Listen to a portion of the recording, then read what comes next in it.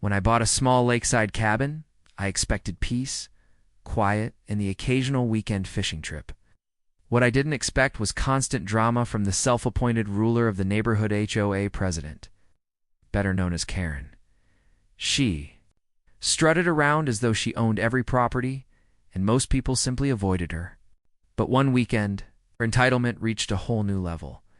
I had been away on a business trip and wasn't expected back until the following Monday.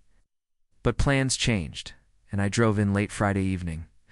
As I pulled up, I noticed extra cars in my driveway. My heart sank.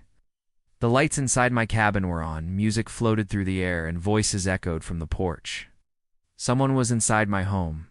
I quietly parked down the road and walked up. Through the window, I saw people lounging. On my couch, drinks in hand, and my kitchen counters piled with food that wasn't mine. And there she was, Karen, laughing and acting like the hostess of the night. She had the audacity to throw a party in my cabin. When I stepped inside, the room went silent. "What are you doing in my house?" I asked firmly.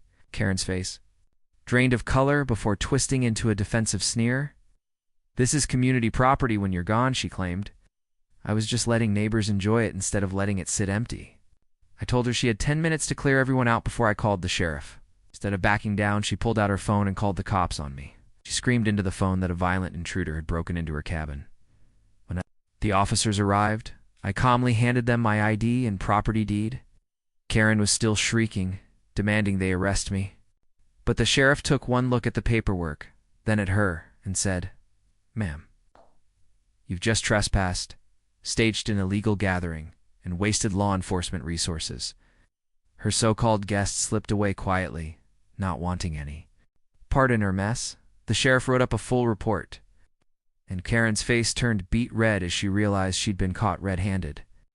She was fined for trespassing and hit with community service hours for filing a false police report.